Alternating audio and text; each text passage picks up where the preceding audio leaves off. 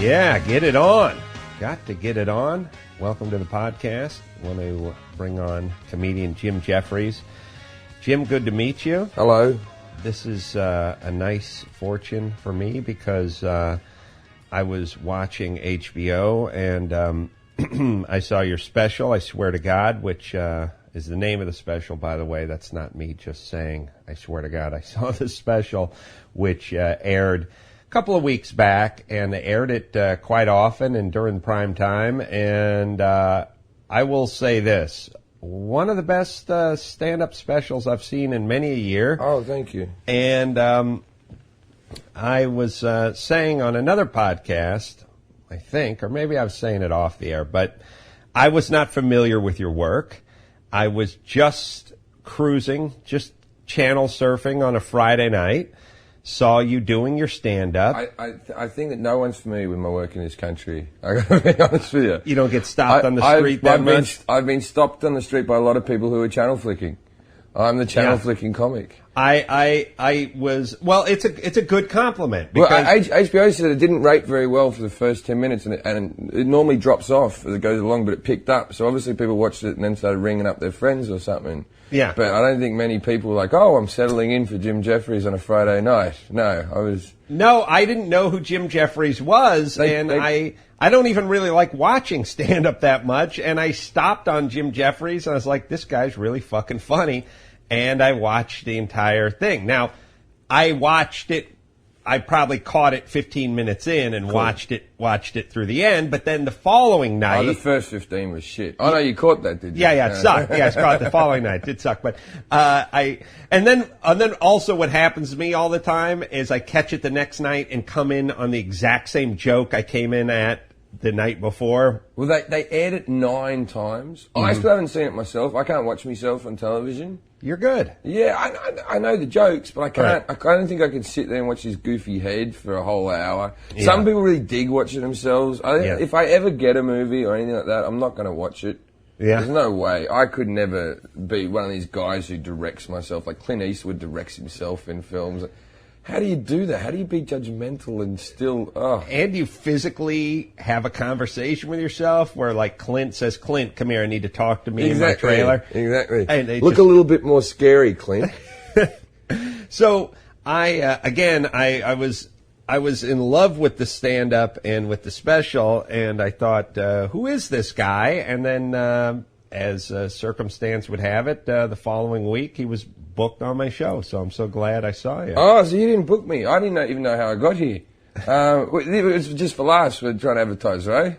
I have no idea how you're here or how you got here. I think Just for Laughs sent me. I think I'm doing Chicago in a couple of weeks, and they said try to plug it, but this is the first festival, so I don't even know what exactly it is. Well, let's talk. We'll give out your website. We'll give out Just for Laughs and all that at the end. But let's talk about you. Where did you get started? Now, you're not Australia. You're from New Zealand? No, I'm from Australia. Oh, you are? Yeah, I'm Australian. Yeah, I started off in Perth, the most isolated city in the world, which isn't a great place to start doing comedy. Right. One comedy club on a Wednesday, and I went in there and I told them that I'd been doing comedy before because it was a 6-month wait to get an open spot.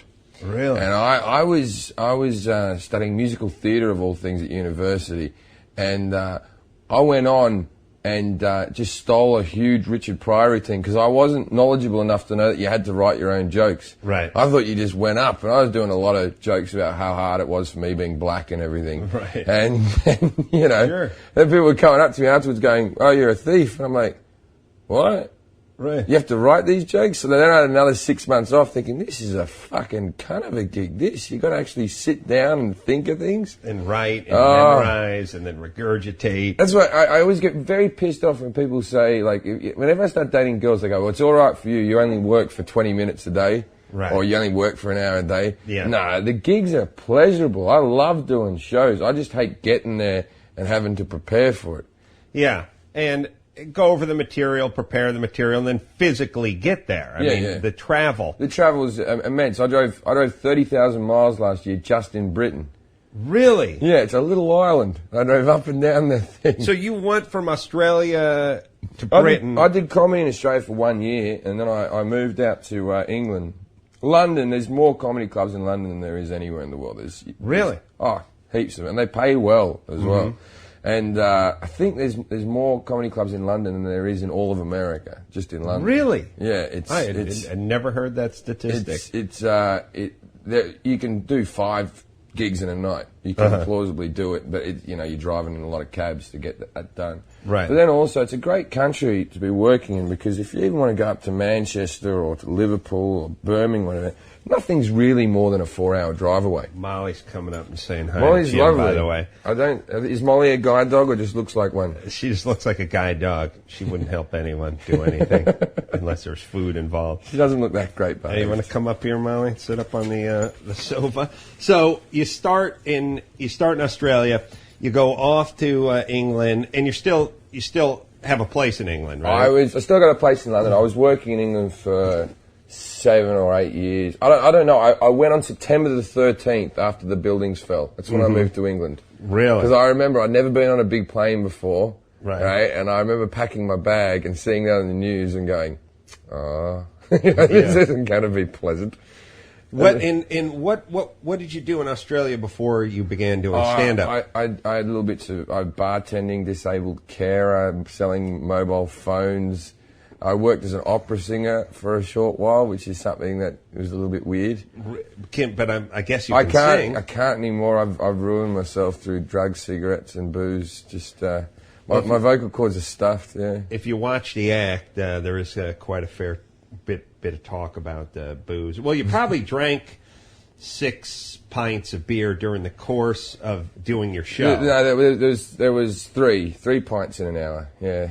That's not too many, is it? No, but to the point where you probably caught a little buzz by the time you got to the end. And also, mind you, that was edited 2 shows together, so that was 6 pints over the course of so I was right. Yeah, with 6 pints. But that was 2 shows. But I can tell which show when they edit in each joke just by the way I'm slouching or something like that. That's what I could tell I was getting tired in the second one. When they do the stand-up specials, you usually do 2 shows. They tell you wear the same shirt. Yeah. And they pick the best out of the 2 and edit it together to make one show. They buy you, HBO buy you an identical outfit to what you were wearing. Right. And so I have 2 identical leather jackets, and right down to shoes and everything. Right. I just didn't change, but I think they have this theory that if you, in between shows you eat pasta and you spill it all over yourself, then this outfit's done. And then they said to me, what if you walk past something and it teared your jeans, then we have another pair of jeans? And I'm like, yeah, but what if I walk past something and I cut skin on my face? Right. You don't have an alternate face for me. This is leather. This is stronger than me. Yeah. Right? What if I fell over and broke my leg in between? Like, it's a little bit pedantic, but hell, I got a whole new outfit out of it. But now I've got those 2 outfits, and it's sort of, I just wear those leather jackets, and I'm a little bit like, people don't think I wash or anything. I'm just wearing the same outfit all the time. Yeah. I'm like Inspector Gadget. If you go to my wardrobe, it's just the same outfit over and over. And I do just buy like 20 black T-shirts a year. Well, the worst thing is, and the flip side of that coin is what's happened to me many times, is where I wear the same shirt 4 or 5 days in a row, and somebody says, how many of those shirts do you have? And I go, 1. And they go, oh, fuck.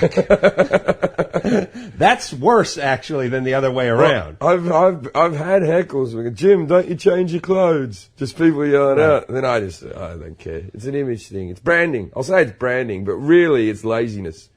Yeah. I'm going to go down there. I'm like Dice Clay. I'm trying to make a brand here. Right. You know what I mean? No, I agree. And the other thing, too, is, people... I get accused of it a lot. I wear the same crap over and over again. First off, it's easy to wear the same crap because it's out. When it's in a drawer or in a closet, it's in. Yeah. When it's laying on your chair or on the railing or on your steps or something, it's out. So, A, it's sort of out of sight, out of mind, and this is out and ready to be worn. Number 2, who are you trying to impress? Yeah, totally. You're stand-up. You're going to get laid based on how funny you are, not how you look. That's exactly. I always find it weird when you meet good-looking stand-ups, and it's like, how'd you get funny? I don't trust you. How did you develop your personality, first of all? Right. Like, I was at a party last night, and all these really good-looking people came in. I think I got them out of the room within minutes of just talking to me. And I had a story about, a true story, and I won't tell the whole thing because in case he downloaded it, but I took a disabled friend to a brothel only a few months ago in Melbourne. Mm-hmm. And in a way, it's a very heartwarming story. This man's going to die within the year, and he is. Yeah, and he hadn't had sex with a woman. When you say disabled, what do you mean? Muscular dystrophy. Oh, really? Okay. Right? Wow. And I stepped up to the plate and went, yeah, like that, right? Yeah. And I was telling this to a couple of guys, and these good-looking people came in and looked at me like I was disgusting, and I was like, I hate you. It's the greatest. By the way, what you did is noble, number one, and probably one of the greatest gifts you can give to someone who's dying, especially a man. It would be noble, and it would be a great gift if I didn't do it for the story. I got to admit that I did it for selfish reasons because I thought I want to see this. How did you see it? And then how does it work? How does it work with the whore? Well, see, this is the thing. I sat down with her and we were negotiating a price and everything, and he basically can't move any muscle in his body. And we sat there and we went. She goes, so before we go in there, she goes, is he mentally retarded? And I went, yeah, he's mentally retarded. That's what I do. I bring people with the mind of a 5-year-old in for my own entertainment. Right. And she was like, he thinks he's at Marine Land right now. Yeah, and she was like, oh, good. And I'm like, no, he's not mentally retarded. He's a willing participant. We had to talk him down from full sex to a blowjob because we thought full sex might kill him. Sure. Well, that's an interesting chat. How can he participate in full sex? Of course. See, this is the thing that people don't know about like if a quadriplegic or anything like that. Even if you got muscular dystrophy and all your muscles waste away, your cock's not a muscle. It's just a blood sock. Right. It's a sock and that fills with blood. If your brain goes off like this, blood will still, even like quadriplegic, there's still blood running through their legs. Right. It's just that the nerve system, and the blood will still rush to that area, and it will still. Right. For most of them, some of them. I know too much about this. Right. Yeah. Well, what the hell's his name? Larry Flint told me that he has a pump. Yeah. And the pump's in his balls. I got to say that Larry Flint, even if he was in perfect walking health, look at the man otherwise, he still may not be getting an erection anyway. Well, he squeezes a pump in his ball sack and gives him an erection. In his ball sack? Does it look like just a third nut? It's unclear. Yeah, I'm sure they didn't remove one. So, there's probably a third little pump, and he hits the pump in his ball sack, and he gets an erection that way. Does it still get sensitivity? I didn't suck it. I just talked to him about it. This is the thing, right? It's very noble if you want to keep your wife happy to get the erection to be able to be involved. But if it's not doing anything for you, I'd just get really good at going down on women. I would argue if you're Larry Flint, it's something that you almost need. It's part of your business. Yeah. If Larry Flint without a boner is out of business. Yeah. Well, Hugh Hefner's on Viagra. He openly says that he takes Viagra. Yeah. I think the whole thing with Hugh Hefner and all that type of stuff, whenever you meet a guy, I haven't met him, but I think he's the only guy on earth that can sleep with 3 women at once that are in their teens, some of them, and everyone just goes, even women do that. That Girls of the Playboy Mansion is more popular to chicks than it is to men. Well, first off, this is where you want to get to as a society, as a human being. What you want is if you're a smoker, you want to be Sean Penn. Sean Penn goes on every talk show there is, and he just lights up a cigarette and just starts talking. You like smoking, but if you go on a show and you light up a cigarette, somebody tackles you. Yes. So there's certain people. Snoop Dogg gets to smoke pot wherever he wants because he's Snoop Dogg. Yeah. Sean Penn, he could smoke in an operating room. No one would say shit to him. And Hugh Hefner, you'd come home and you'd be like, oh, you're fucking my daughter, my grandma, and my wife? All right, Hugh, do you want anything from the fridge? I'm going to the kitchen. Can I come to the mansion? He just gets a pass. He does. Now, normally when you're 82 and you're fucking a bevy of 19-year-olds, society frowns upon it. But you're Hugh Hefner. And that's really what you want to be. But somehow in that show, he comes across as still nice and caring. He's a nice guy. I've had a conversation, many a conversation with him, and one of the things I was really, another weird Hugh Hefner factoid is, I said, just sort of kidding, like, ever been with a guy? Oh, sure. I don't mean you're in one of your crazy you weren't orgies having a spit roast or something, and James Caan's cock popped out of a vagina and hit you in the ear or something. Yeah. I mean, like, have you been with a guy? And he's like, yeah, I've been with guys. And Not just the guy, guys. Yeah, like he had experimented sexually with guys more, and then I thought, first off, this was the beauty of the 70s. It might have been why Lenny Bruce killed himself. Yeah. You never know. The guilt might have gotten to him. Maybe it was Playboy After Dark. Maybe Lenny Bruce came in to do a set. He was so funny that Hugh blew him, and next thing you know, Lenny couldn't take it anymore. I'm just saying, even Hugh Hefner's been with dudes, and it's still cool. Oh, you just ruined everything. I'm sorry I ruined it for you. Everything. No. He casually said, I've been with dudes. The way he didn't get into graphic detail, he casually said it. He didn't say I sucked off Don Adams. My own mind starts to take over. I start having, I don't You know. do look at him as sort of a male hero. They would have been good-looking guys. It wasn't Dom DeLuise. Oh, sure. Or anything. These were quality These were men. probably icons from the 70s. Yeah. Yeah. Ooh.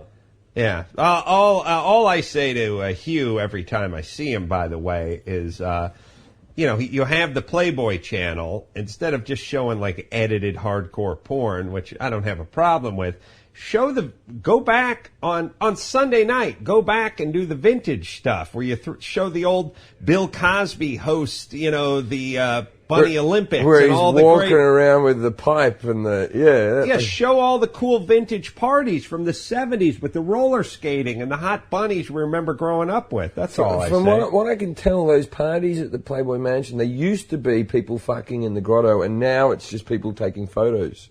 Right. It doesn't have the same grubbiness. No, Pauly Shore, like falling into a pool, is about as far as it gets. I've said it once, I've said it 1,000 times. The best time in this country's history is pre-AIDS, mid-coke. That's where you want to be, right in the middle of cocaine. Everyone's doing blow, everyone's cool. It's Before not bad for you. It's not even considered bad for you. I mean, coke, when coke was like kind of first on the scene, wasn't even really considered like bad. It was just like a kind of a fun party drug. And then there was no such thing as AIDS. So you're just at Studio 54, beaked out of your brain, fucking everything that moved. When did AIDS came in? What, mid-80s? Yeah, I think it existed before then, but we just thought people were dying from colds. There's a lot of people getting bad colds. Well, they would always say died of pneummonia. Yeah, these people who died of pneumonia. Yeah. Now I feel bad for people that actually die of pneumonia. Because, like, when you go, what happened to your cousin Stan? He died of pneumonia. Oh, I see. That's what happened to how's Jim his Henson. partner? Did he get pneumonia too? Or he wore a condom? What? Like, now if you actually die of pneumonia, like, if my 96-year-old grandmother dies of pneumonia, I'll assume she's died of AIDS. Yeah. Every time I get a phone call on a radio show or something, I got famously punched in the head on the internet. Yeah, let's talk about that story. What happened? Ring up and just go, hey, Jim, why didn't you punch him back? What's wrong with you? Now, you were up on stage where? I was in Manchester. Uh-huh. We're in Manchester, England. You're right. There's probably about 10 Manchesters in America or something. No, I don't think we have a lot of Manchesters. Yeah. But with your accent, we can do the math. Yeah. So you're in Manchester. In Manchester, yeah. And it was a pretty rowdy gig. And there was a woman up on the balcony. There's maybe 500 people there. This woman up on the balcony was heckling. It was a drunken Saturday night, and I put her down a few times. And then there's a line that I've been using for years, and it sounds like an old stock line, but it's actually my line. And I just go, at the end of about 10 put downs, I said, I'm going to leave you alone now, like your dad did. It's a shame that your grandfather never did, or else you wouldn't seek so much attention in public, right? Sure. Simple bit of comedy. Nice molestation joke in there. Yeah, exactly. Yeah. Now, I don't know whether it was the grandfather bit or the father bit, but there was a guy off to my left who had some issues with either one of those characters in his life. Sure. And he decided that all his anger from his childhood he was going to take out on me. Mm-hmm. And he didn't heckle or anything. And he was a Northern Irish lad, and he's just over in Manchester for the night, I think. And he decided, I'm going to punch that cunt in the head. Right. But he thought... The cunt meaning you. Yeah, yeah. Yeah, see, in the English, and I know you're Australian, but use cunt liberally. Yeah. We save it for very important... Hey, I don't even use it that liberally, but I use it more liberally in America because people assume that I don't know any better. But we assume... And also use it for guys. So you being the cunt, so he's going to punch you in the head. He's going to punch me in the head. But he decided, I'll do that after I finish my drink. So he waits a while. Yeah, 5 minutes after that joke. It's on YouTube, right? Yeah, it's on YouTube. This guy just runs up, out of the blue, doesn't heckle or anything, and starts hitting me. And everyone sort of went, oh, where was the security? Well, the security didn't know anything was about to happen. In comedy clubs, often someone will stand up and go, you say one more word, and then they get dragged off. Right. But it's like if you want to assassinate a president or anything, you don't wave your gun around, you just walk out and shoot the guy, right? Right. So this guy runs on, just punches me in the head, and my reaction is, oh, hang on, mate, is what comes out of my mouth. And I was going to reason with him, go, you're not allowed on the stage, this is a privileged area. Right. And he just starts punching me. I take about 3 or 4 hits to the head. Right. I scurry off to the dressing room. The audience gets up, tackles the guy. Mm-hmm. Here we go, it's on the screen. There he is, I'm watching. Yeah, throws, he's left-handed. Right. He's left-handed, yeah. And I duck down he's here. to right, too. Right. Yeah. Then that's all audience members come up. Now, the guy in the black suit, he's the security, but they keep on punching him. And that's it. I scurry off to the dressing room for a few minutes. They start chanting my name. I come back out, get high fives. And it was probably at that stage, this is getting on a couple of years ago now, the best thing to ever happen to my career. Yeah, because it got all over YouTube and... In the news. And all in the news. And were you okay? I was fine. Although I've got a black eye right now. I was going to say, you do have a black eye right now. I have a black eye right now. I went surfing for the first time in my life yesterday and the board hit me up in the head. Oh, okay. This could be more good news for your career. I'm not constantly getting hit. Well, can I say this about security? Security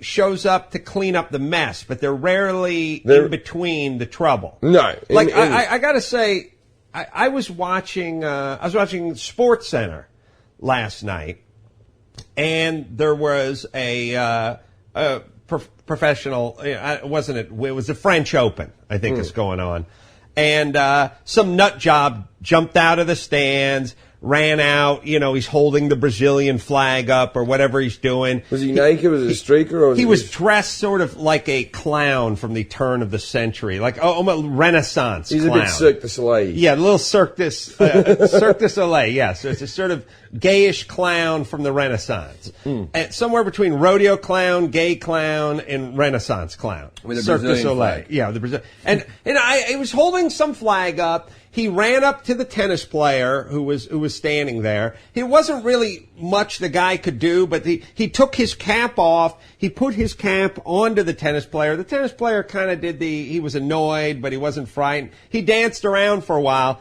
and then security tackled him. Yeah. But the point is if he had a Bowie knife instead of a beret, he could have stabbed the guy 26 times before... Monica Seles. Yeah, before security showed up. Like, I do feel like security, when it comes to most of those things, whether they be streakers or Monica Seles' guy who comes out and stabs her in the back or whatever it is, they're always a day late and a dollar short. Like, they show up after the trouble. Like, after the comedian gets punched 4 times in the face and the guy's essentially... has thrown his arm out because he's drunk and tired of punching you, then they show up. You know what I mean? It's a lot like that massacre at Virginia Tech. After the Asian guy gets done shooting the 32 co-eds, then the cops storm the building. The cops do a lot of storming the building after the gunman kills himself. It's one of those things that I don't know how you could fix that, though. That you can't have security just standing on the boundary of everything. But the sad thing about it is, we now know that if you want to kill someone or hurt someone, you can do it. You could go to the French Open or Wimbledon or whatever you want, jump out of the stands, go find, Pete Sampras, stab him 25 times, and then security would drag you off. Yeah, exactly. And I'll tell you what we could eliminate, though. I feel like it's up on YouTube or whatever. I was feeling there was a streaker, because we get a lot of streakers in Australia. Here he is. He's running out onto the court. He's just alone with Federer. And he's just screwing around with him. Oh, I think he's a Spaniard. He's not Brazilian. Whatever he is. I don't know the difference. I'm from North Hollywood. It's one big Mexican to me. The point is this.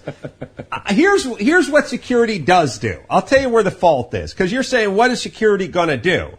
They can't preemptively stop this stuff. But here's what they do. There's a couple minutes of processing that stupid people have to do. Like, the dumber you are, the longer you have to process shit. Sure. Like, when you're standing on train tracks and a locomotive is coming at you and you're dumb, it takes you like a 3 Mississippi to move. Like, hey, that's a train. Hey, it's coming at me at an accelerated rate of speed. I guess I should tell my legs, and then you get hit by the train. Dumb people don't process things that fast. Yeah, but more than half the population is thick. Yes, they're thick. And security is almost always thick, and they don't have cat-like reflexes. No. And so what they do is they process. So what happens is hey, there's a guy up on stage.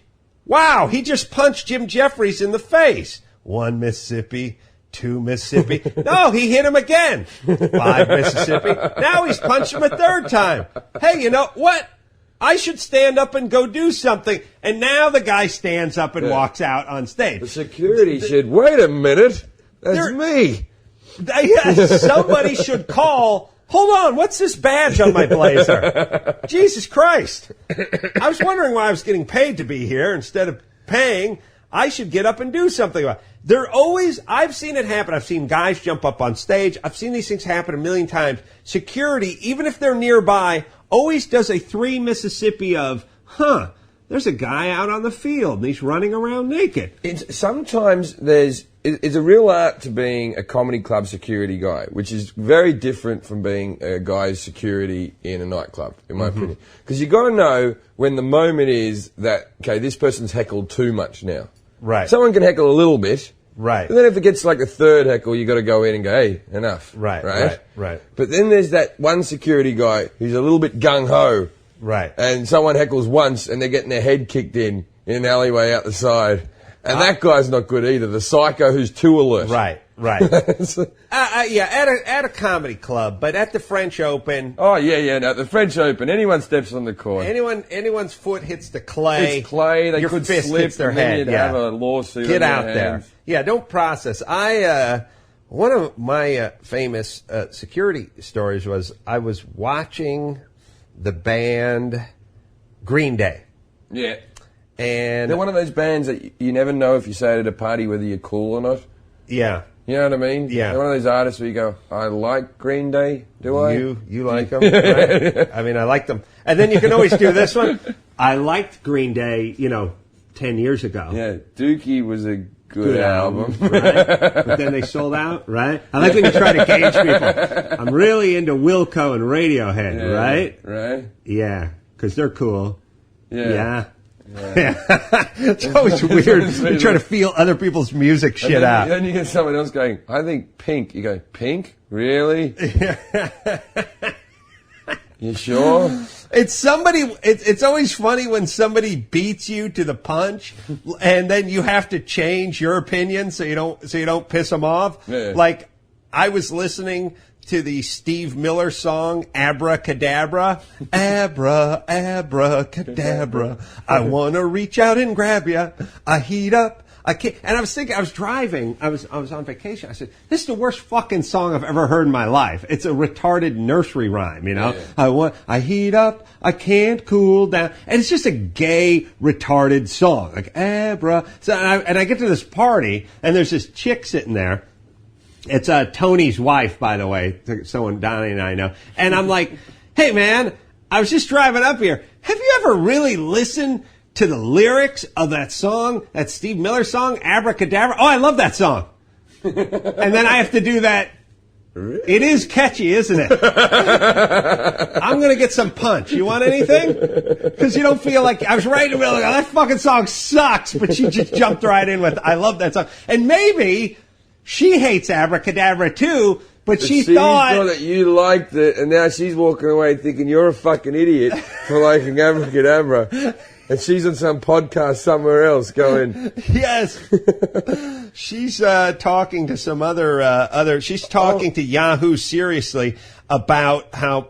Yahoo Serious, did you say? Yeah. Does he still exist? I'm asking you. I don't know. He made that one movie, Young Einstein, and then I thought he must have... He's Australian, isn't he? Yes, he is Australian. Well, why are you asking me that? I don't know. I haven't heard from him for years. How about Sluggo? Which one's Or Sluggo? Jocko? Oi! Yeah, Jacko. Jacko does football commentary. Because, he's a professional Aussie rules player. Jacko... Before he became... Jacko was a guy from Australia, I guess, who was like a rugby player. 6'8", bleach blonde hair. He wasn't a rugby player, Aussie rules. That's... what it's is a sport you've probably never seen. Oh, okay. But you're not saying Ozzy Osbourne rules. No. It's Australian rules. It's a sport that's only played in Australia. And it's a kicking and catching game. And it's very good live shit on television. Close to rugby? Not at all. It's played on an oval. On an oval? Yeah. If you can get something up here, it's tremendous catches, you'll see. And the women like them. They wear like sleeveless tops and little shorts. What are they throwing? They're kicking a ball. Oh, it's a soccer ball? No, it's like a rugby ball. Well, so it's close to rugby. No, but there's no running. Also, if you want to pass the ball, you got to punch it out of your hand. Oh yeah, that one. And you got to bounce it every 10 steps. Yeah, I know the punch one. Yeah. Oh, it's fucking mental. Yeah. So Jacko. Yeah. Was a player. He was a player. Australian rules. Football. Yeah. Australian football. Rules. Yeah. Football. Australian rules. And he was big out here in the States. I did not know this. For like 10 minutes. Right. In the 80s. Like in the late 80s, Jacko, he would go, oi! Oi! Or whatever it is. He had none of his original teeth because they had all been punched out during football. He was all gums. Jacko did a show out here, Donnie. Good luck on the computer with this one. If I was to guess, I would say somewhere in the mid-80s. He did a show out here that was kind of based, it was kind of like Beyond Thunderdome or something. It's like for about 10 minutes, we got all into Australians, like Olivia Newton-John, Koala Bears, Paul Hogan. Jacko, Paul Hogan, and Yahoo Serious, and then Mel, what's his name, of course? Mel, Jew-hating Sugar Tits. Sugar Teats, right. Mel Gibson, and then it all was all spawned from the Road Warrior stuff. I love the Mad Max films. Do you know the original Mad Max? Right, when they brought over here. Not the Road Warrior. Road Warrior was number 2. I know it well. Yeah, but the original one, with the Monaro, with the nitro in it, one... That's a car. They deemed that you people wouldn't be able to understand the Australians, and there's a lot of copies still now if you buy the video where they dubbed American voices over the top. Oh, really? Can you ever think of a time when Mel Gibson wasn't accepted by the Americans? Yeah. Well, that was the original where he had the car with the blower on it. He would fire the blower up. I got to say, I liked Road Warrior quite a bit better than Mad Max. Road Warrior was Mad Max 2. They only call it Road Warrior in America because they wanted to sell it because the first one didn't get any viewers. Right. So they wanted to show it as a film in its own right. Oh. So it was Mad Max 2 where you were from. Mad Max 2. Yeah, Mad Max 1 was the first one was pretty low budget, kind of interesting, but not the action. It shows the origins of why he became mad, though, which is important. They killed his family. A couple of bikers ran over his wife and baby. Yeah. And then he decided he'd get into a really nice car and run them over. And that's the entire story. My entire... That's every bit. I'd like to do a movie where I starred in it, where they killed his wife, they killed his family, and now he's going whoring. Yeah. And the revenge part, maybe I'll get to it. But I'm going to go out and get a whore and get something to drink. The best revenge is living well. That would be the tagline. And there's even a part at the end with me raising a pint with the guys that killed and raped my wife because we're both whoring. Lining up coke. Yeah. Just going, what a great night. This is awesome. Yeah. He's not doing anything about it. Yeah, they killed his wife, they killed his family, and he hit the road to go after him. But I got to say, one of the gayest characters on TV or in the movies was the nemesis or the antagonist from Road Warrior. Oh yeah. I mean, that guy. He is wearing a thong back leather banana hammock with a hockey mask. Hanging onto him. His boyfriend is bungee corded to his ass. I mean, he was butt fucking him the whole time. He was chasing, and I'm not. Halfway into the movie, I thought, oh, he wants to catch Mel Gibson so he can fuck him, right? I love that he was gay. I thought that, like... Was he gay? He was, yeah. He's a tough gay guy. They're always the scariest, the tough gay guy. Yeah, they really are. You know why? You know why? I'll tell you why the tough gay guy is scarier than the tough straight guy. There's a sexual component to it. You know what I mean? Yeah. You could get your ass kicked by a straight tough guy, but you could get your ass tapped by a tough gay guy. Oh, my mate does a routine that there's nothing tougher than being gay. If you think about it. Yeah, if you think about it, us wanting feminine tits and vaginas, and they want a cock in their ass, that's the toughest thing. That is the toughest thing that anyone can. Anyone who calls them like queer or you know what I mean, feminine or whatever, that's tough. Getting a cock in your mouth whilst being fucked in the ass is a very fucking macho act in its own way. I know, and it is, and just on the, you know, if you think about it, you know, part of being a guy is kind of like, I dare you to jump off that cliff into the reservoir, or I dare you to eat that cow eyeball. I dare you. You know, I dare you. Like a cock in the ass would be way up there on my list of, oh, wow, that guy's got bigger balls than I do. That guy's tough. He's tough. I've not pursued the tough angle, but I've always thought sense of humor wise. Like I've gotten a lot of letters from gay organizations in the past telling me not to call them this or not to say that, and they didn't have much of a sense of humor, and I thought, you suck cock and you don't have a sense of humor? Because to me, that's the ultimate tough guy and the ultimit sense of humor. If you can take a dick up your ass, you can take a joke. That's the whole theory. That would be a hell of a bumper sticker. Put it on the Miata. It would do well in the South. Like I'm just going, you telling me you can take a cock up your ass, but you can't take a joke. Well, see, this is the whole thing about prison, right? You take rape out of prison, man-on-man rape out of prison, not such a bad thing. That's what we're all scared of. That's what everyone's first thought is. If you get sentenced, you go, I go to prison, I'm going to be raped, I'm going to be beaten. Right. But apart from that, you don't have to work. 3 hots and a cot. You got 3 hots and a cot. And there's a gym. There's a gym. Yeah. It's an outdoor gym.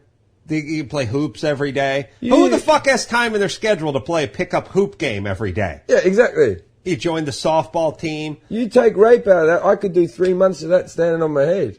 Not only that, you could get some work done. Yeah. You could write. I could write a whole new show. You write a new show. I agree. And, you know, also, for guys like us, we have our freedom. We live in decent surroundings. We go out and have a nice meal and stuff. It sucks. But for 99% of the world's population, one of our prisons would be a step up. Yeah, exactly. The problem, the catch-22 is you always get the prison that's in your whatever land you're in. So if you're living in some shanty town and sleeping in a refrigerator box, your prison is going to be worse than that. Prison's always comparative to and always worse than.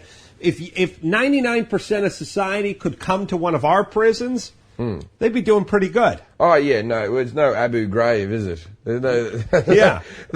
I only just remember the other day about that photo of all of them laying naked on top and the girl just with the thumbs up.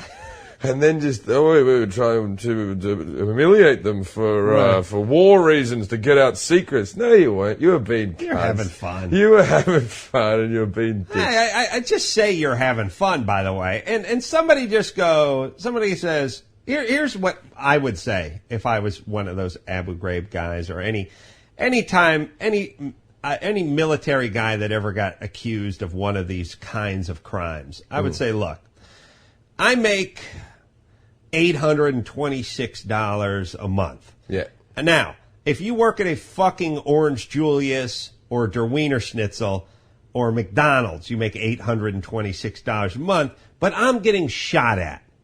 Yeah. So I get paid. So they don't have to pay tax then. Basically minimum wage, except for I'm dodging roadside bombs. Let me have a little fun on the weekend with my camera. I've been out there. I've done gigs in Iraq and Afghanistan. And, there's a lot of guys out there who... There's very similar stories when you meet a lot of soldiers. There's a few of them there's the guys who didn't do good at school. Yes. Right? Yes. There's the guys who was either this or prison. Right. I was going down the wrong path in my life. Sure. And then there's a few guys that are of the opinion that, well, I get a good retirement fund. I can retire when I'm 35. They always pay you well if you've been in war for the rest of your life. You get a good pension. Right. The sensible sort of blokes. And then there's a lot of guys that just some chicks left them. Yes. There's a lot of that. I say all the time, and I get a fair amount of shit for this because they go, these guys are heroes and this, that, and the other. I just say, look, it's a worst case scenario situation for 99% of the enlisted guys, which is, here's what happens. You go to high school and you're a shitty student. Now, you could go to junior college, except for your stepmom wants you out of the house. Yeah. You can't go to a regular university, as you would say, because you can't afford it, and you're a shitty student. So, your choice is either get a job at a fast food joint or enlist. And they enlist. Yeah. And that's basically what you're dealing with. And then once in a while, these guys get out of line and everyone's surprised. Yeah. It's not the best and the brightest. These are the people who couldn't cut it at junior college who decide to enlist. Now, don't get me wrong. There is a small percentage of them who go, I love this country. I want to defend its honor. And I want to go abroad and put my life on line. There's a lot of people who enrolled after 9/11. Right. But yes. And even for the ones that just went because they were poor and shitty students and couldn't cut it at junior college, they still can become heroes. I mean, they can still become good soldiers and and do their jobs with dignity and honor and all that kind of stuff. But let's not kid ourselves. They're not there because they're A students. No. And who had scholarships to go to Stanford. They're there because they didn't have anything to do. It is sort of offensive when they do those ads. They go, "Are you strong or are you army strong?" And then what is it? Something like 70% of all homeless are ex-military. Oh, really? So, yeah, that's this. I don't know exactly, but it might even be higher than that. Well, pushing a shopping cart with a couple of tons of recycled cans in it, I would say, is army strong. It is army strong. I do find this country, though, with you got no... I don't know how anyone's just let it go by. It seems to be no unemployment or housing benefits. Am I wrong in saying this? And no, go ahead. Well, I like seeing the homeless in America because they look like homeless that I grew up watching in movies. They've got big beards, they smell, and they're pushing around cans. Right. Where the homeless in England, you can get unemployment benefits forever. Right. Right. And they give housing to everyone, so everyone knows there's no homeless as such. You just got cunts there who are sort of sitting next to an ATM machine going, "Can you give me $1?" And they're shaven. Right. And I always think, if you're shaven and you haven't got all your stuff, where's your trolley of stuff? Right. I'll give money to anyone with a beard with a trolley of stuff. Right. That's trolley. Because otherwise, where's all your stuff? Your shit's all at home. Yeah, it's at home. Next to your razor. Yeah, exactly. Your razor. Where'd you shave? I'm not even clean. Somewhere. You had to shave. And by the way, if you can wake up, run some water, put some shaving gel on and shave, you can go fill out a fucking job application, exactly. Can't you? You can get the motivation to, and now you got I agree. I want a guy to smell, yeah. I want a huge beard, and I want him to have a dog with a bandana tied around its exactly. neck. That says to me that he's legit. Yeah. That's like the identity. Also, you get a lot of these little smartasses in Venice. I'm living in Venice at the moment, and you get a lot of these blokes who they think it's the most hysterical joke in the world to have a bit of cardboard that says, "Need money to buy beer." Right. And they think that we'll just laugh ourselves into giving cash to them because, well, he's not lying. Yeah, he's being upfront. Yeah. No, I agree. Listen. He's a lot of fun. When I saw the first one of those in, 2002, I said, all right, this guy's being upfront. I'll give him $1. But now they're kind of fucked out. But now that would be, I would say that's a hacky homeless. Yeah, not only. I need better gimmicks than that for my hard-earned dollar. Yeah, I agree. I don't like the I don't like the homeless guy who's shaven. I don't like the homeless guy who's fat. Yeah. I've seen a lot of fat homeless guys, and I'm like, somebody's eating okay. Yeah. And by the way, you are covering 70 miles a day, pushing a shopping cart filled with recyclable aluminum with one bad wheel, and you're still fat? You might be glandular. I'm driving everywhere and I ain't fat. So how do you, essentially, to remain fat and be homeless, first off, you're walking everywhere. Sure. And you're dragging a wagon train filled with shopping carts. I mean, and you're going up the hill and through the canyon and wherever. These guys, it'd be like us doing 4 hours on a treadmill every day and being fat. How much do you get for a can? I've never recycled a can into... It's like 30 cans equals, I don't know, $1 or something like that. Oh, right. So it's a lot of cans. Yeah, that's a lot of cans. Yeah. It's good, though, because they become like catfish, where they just kind of skim along the bottom and pick shit up. Yeah, they take all the cans away. I'm not a big environmentalist for the reason that I used to be with recycling and driving small cars and all that until I came to America.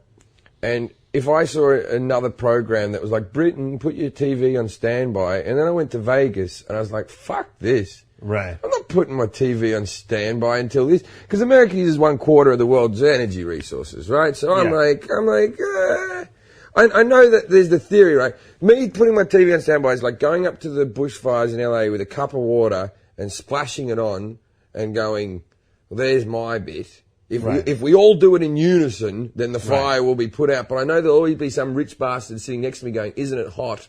And drinking the water. Right. You know, so I can't. Now, how do you put your TV on standby? Well, you meant to turn. Don't leave it on standby. Don't leave the little red light on. You're meant to turn it off at the mains. Oh, really? Because when the little red light's on, it's still burning. It's still using half the amount of power it would as a thing. Right. And I just think when you see the lights in Vegas and all that, and I'm like, nah. Yeah, I agree. Look. I just don't think we can fix it. I'm one of these people that think if it does exist, we're fucked. If it doesn't exist, we're okay. But if it does exist, I think we've gone too far. The global warming thing? Yeah, I think we've gone too far already. You're saying, let's go out with the lights on. Let's go out with a bang. Right. It's not going to be our TV. Kids. It won't even be our grandkids. It'll be the next ones that will be really screwed. Who gives a fuck about them? Our grandkids will have to wear a lot of sunscreen. Let's be on the know. You worry about your kids and then your grandkids, and then after that,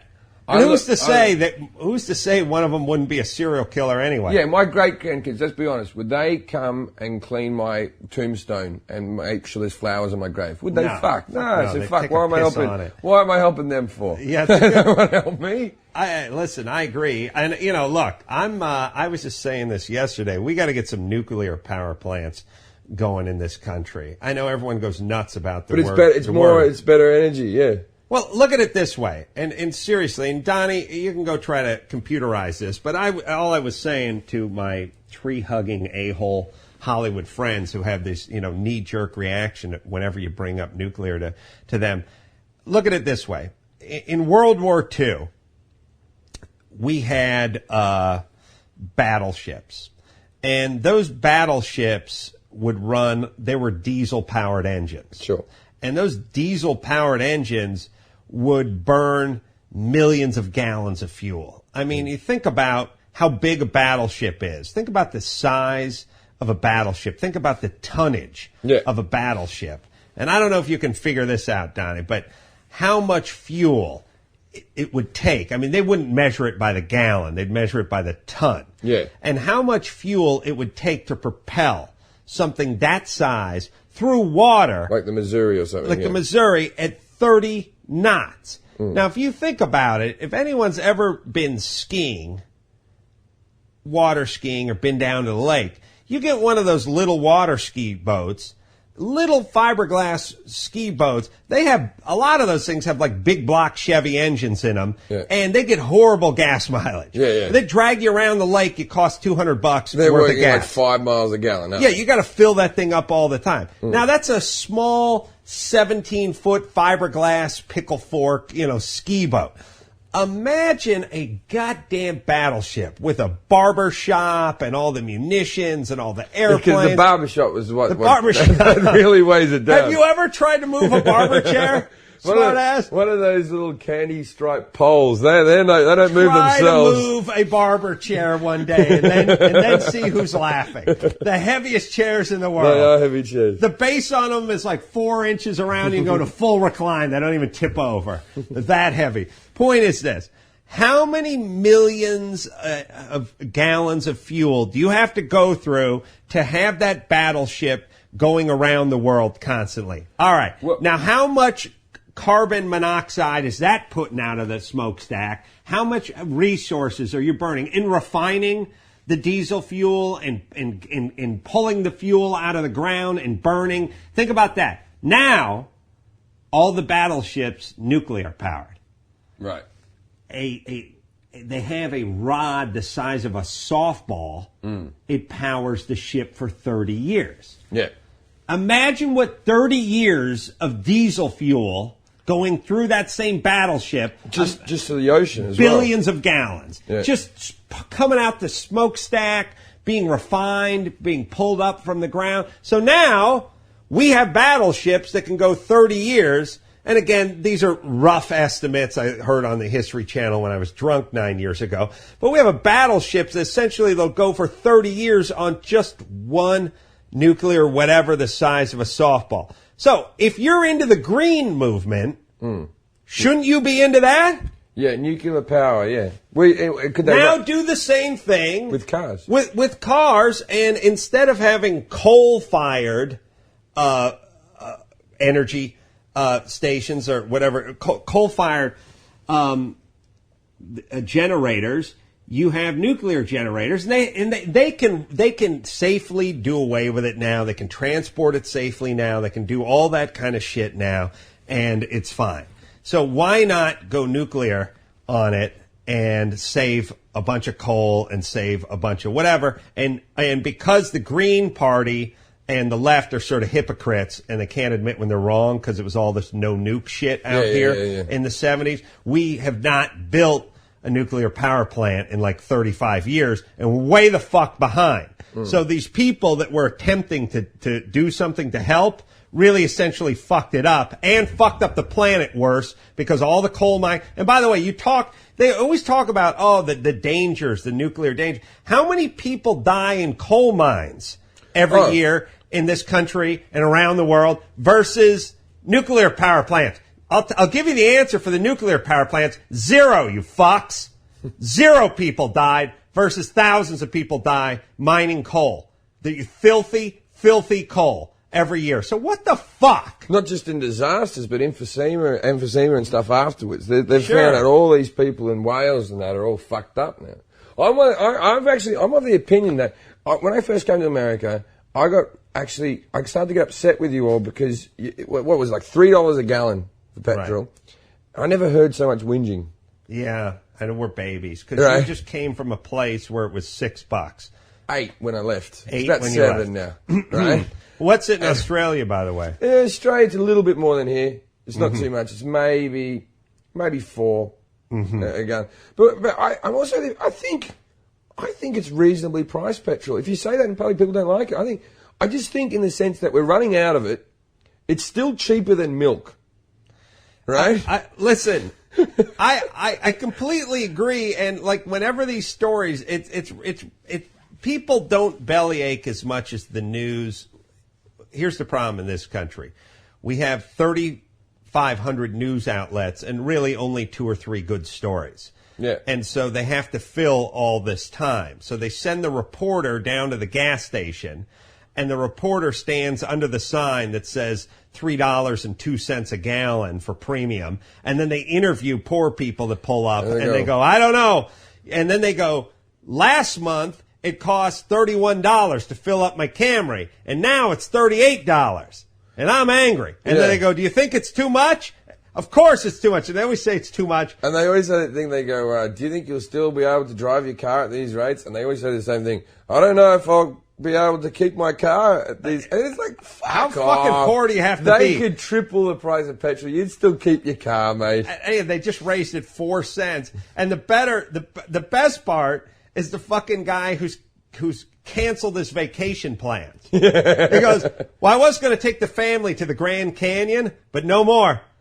And I always do this. I'm always sitting there and I listen.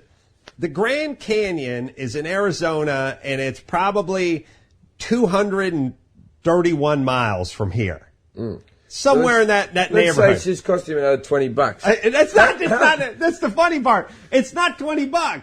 You got a minivan that's getting 28, 31 miles on the gallon, and you're driving on the highway all the way out there. Yeah. It's you're getting 30 miles to the gallon. It's a tank of gas is getting you to fucking the Grand Canyon. Sure. Easily you're getting to the Grand Canyon on less than a tank of gas.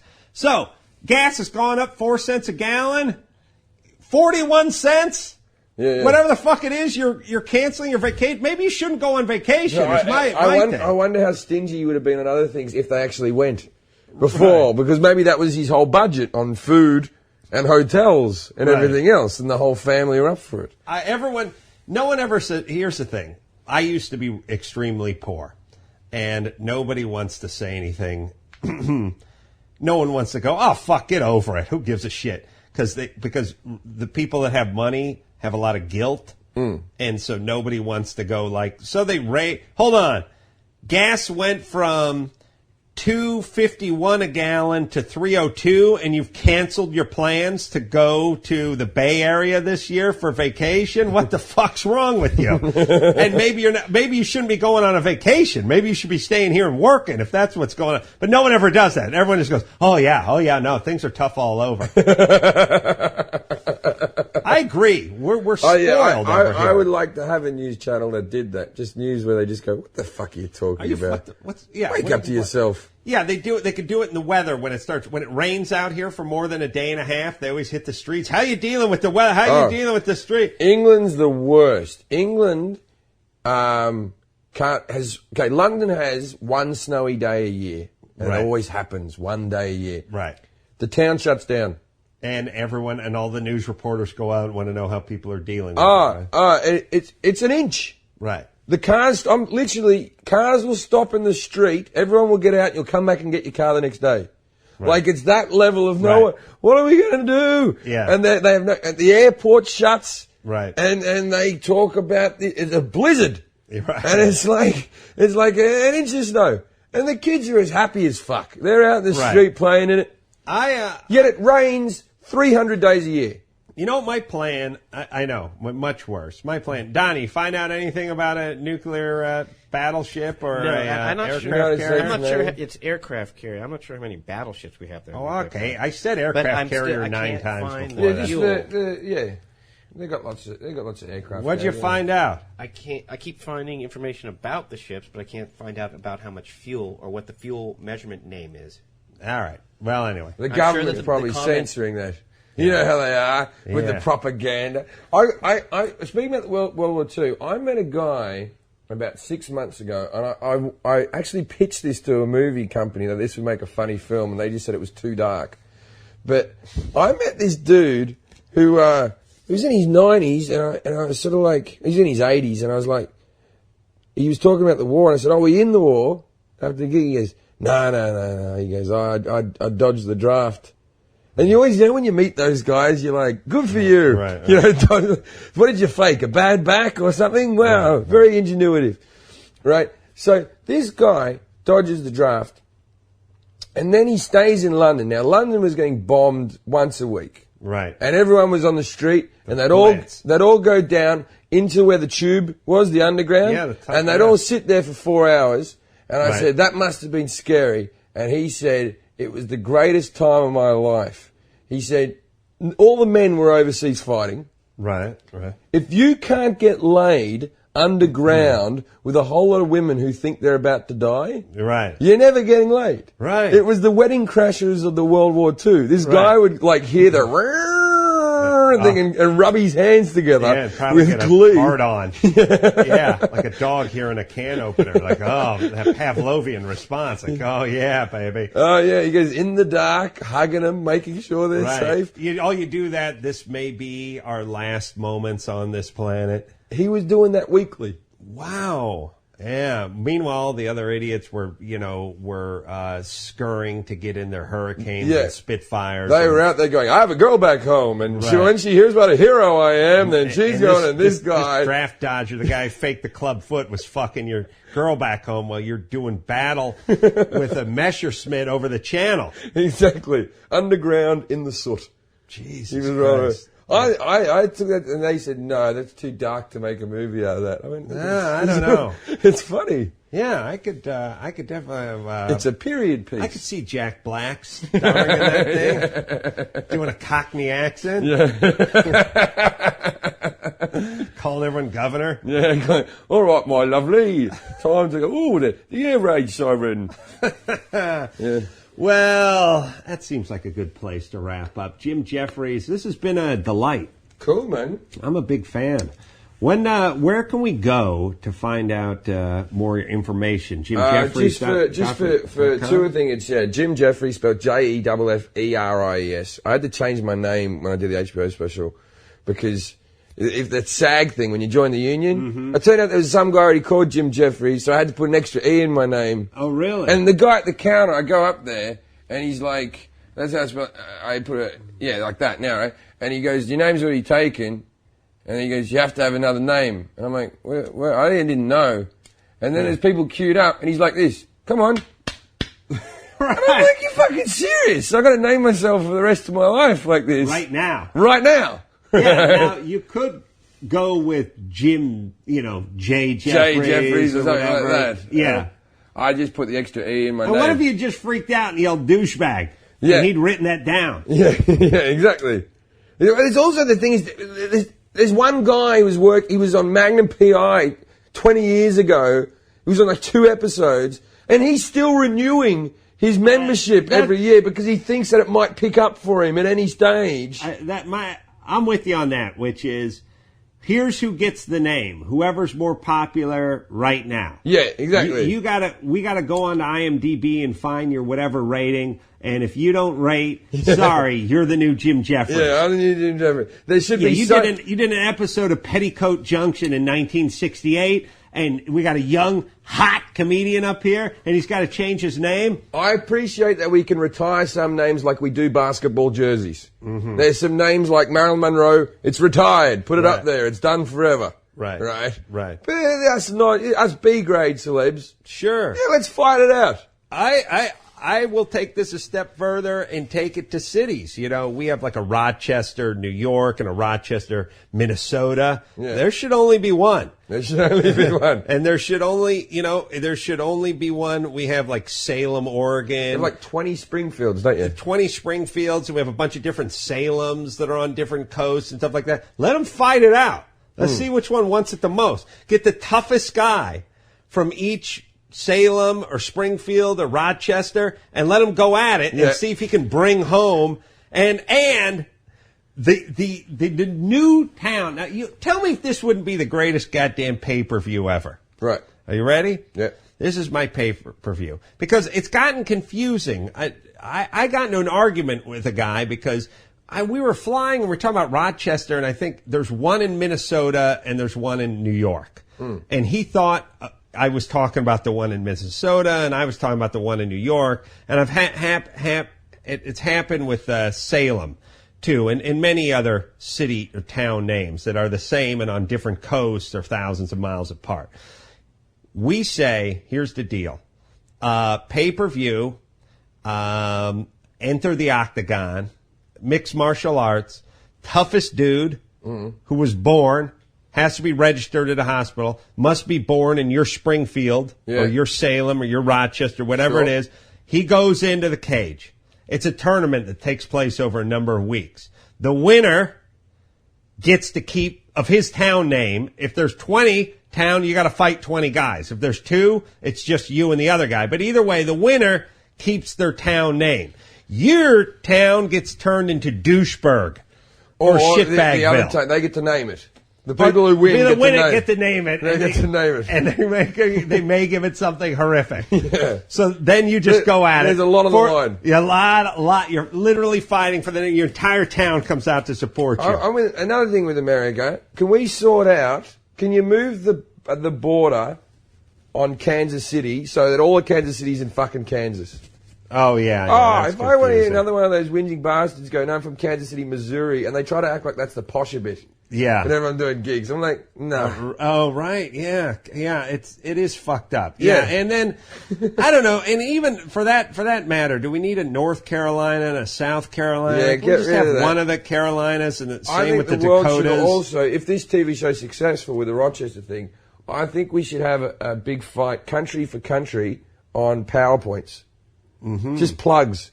Oh, right. That's the bane of my existence. Yeah. Do you have an adapter? You're traveling with an adapter. The Britain one's solid. The Australian one's got a slanty thing. You got a little... I don't like your one because it's a bit loose. It falls out. Yeah. But, and then there's the round European one. Yeah. Can we just all decide on one, and then we'll work on all driving on the same side of the road. But until then, I'm fight it out internationally for the power plugs. For the power plugs. Yeah. Hey.